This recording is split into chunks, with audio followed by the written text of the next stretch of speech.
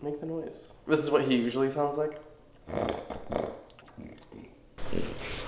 Did you hear that? Okay. Hello everyone! I have a special guest today and I'm only showing you for the intro because I feel like he's gonna be scurrying around so you might hear like a jingle jangle. This is Ollie. Say hello.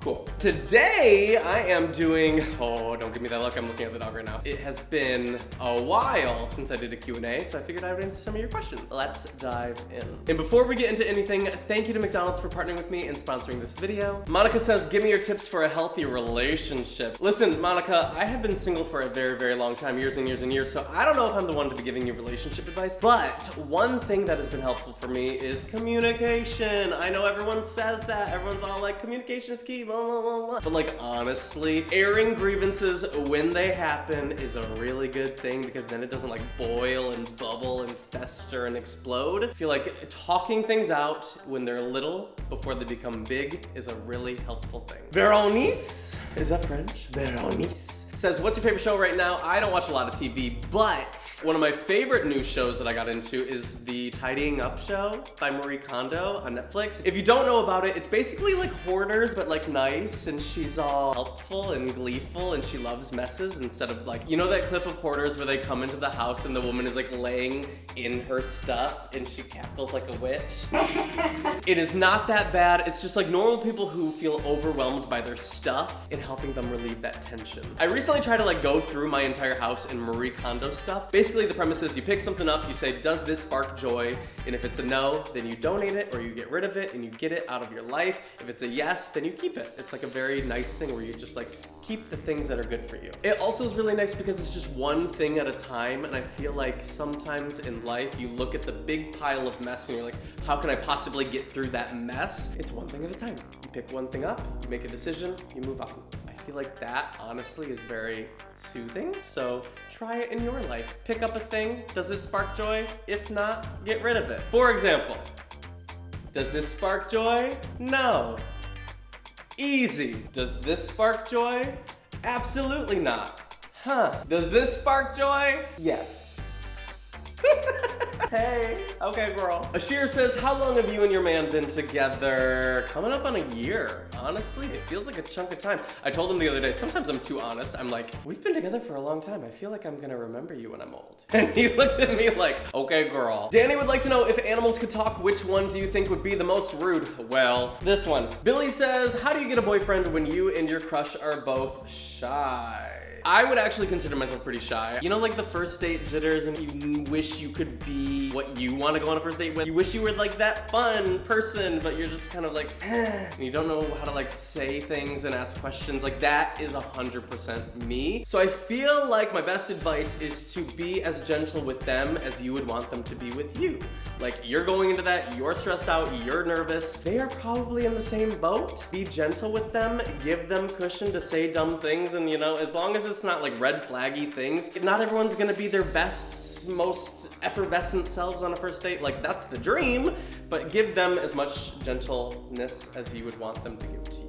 Abby says, explain the Where You Want to Be campaign. So, y'all remember the video I made last year where I went to work a day at my first job at McDonald's? When I went there and filmed that video, honestly, I had no clue what was gonna happen, and I was matched with the best trainer of all time, Kaila. So then fast forward to this year where McDonald's started a program called Where You Want to Be. The basic premise is they pair current restaurant employees with an influencer to show that employee what a future in technology could look like by doing a day in the life. So I was paired with Kaila Perkins because she aspires to go into the same field that I am currently working in. So my goal for the day was to not only have a lot of fun, which we did, but also show her how the things that you learn at your first job or like at McDonald's that I learned are really the things that I bring into what I do every single day with my job now. So for example, at your first job, you learn a lot about responsibility, and as somebody who runs their own business, it's like I really have to like step up to the plate and be responsible for like successes and for failures. And when I worked at McDonald's, it was part of being a team, and so so I got to show her my team and how we work together and how no matter what job you have, you can't really do it alone. You have to like really collaborate. And probably my favorite part of the day was Kaila got to come to the podcast studio and meet Corey and listen to a podcast recording get like recorded live and honestly witness how all the cogs in the wheel don't turn unless there's like effective communication making it happen. I had so much fun with Kaila. We have kept in touch on Instagram since I first met her, so it was like so nice for her to come into my turf.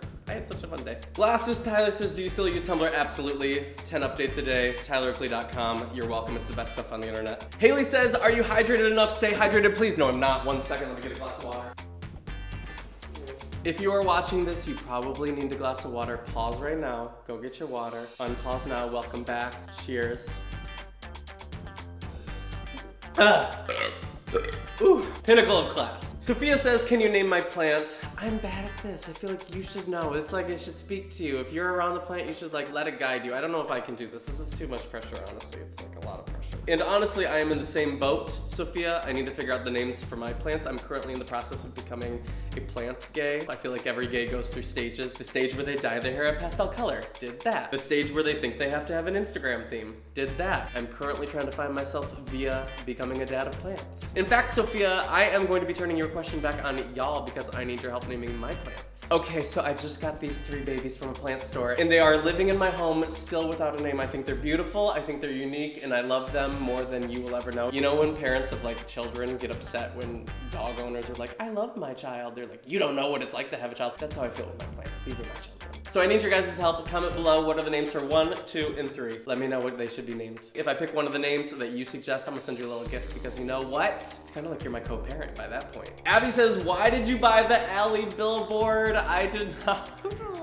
You know what? I'm gonna run with it. Yes, I bought it. No, I didn't buy it. Here is what happened, okay? In West Hollywood, there was a billboard that popped up for OLLIE from A Star Is Born. It was the billboard that they put up in the movie. Within the movie, there was a billboard, like a fictional billboard, and then that billboard came to real life. And so when I saw that it got put up, y'all know I love Lady Gaga, y'all know I love A Star Is Born, so I immediately went to the billboard. I did a photo shoot with it. It was the best day of my life. I was so excited about it. And it just so happened to be the same day that my boyfriend got a new car, and he was all excited about that. And I was like, no girl, this is my day, okay? This is the most important thing that's happened to me in my life. So I tweeted something about like, oh, my boyfriend got a new car, but I'm not gonna let him have this day because I got a new billboard for Lady Gaga on the sunset and I went to go get a photo shoot with it, blah, blah, blah, blah. Then I went to dinner. I put down my phone because we were having a no phones dinner, and then I picked up my phone like 2 hours later, and every Lady Gaga update account was reporting that I bought a Lady Gaga billboard and put it on Sunset Boulevard in Hollywood. And I was like, oh my God, I think that's totally what my tweet sounded like, as if I bought the billboard. So no, I did not buy the billboard. And despite me denying buying the billboard, everyone started to run with the narrative, and then I was like, you know what? Maybe I should just say that I did, but I didn't.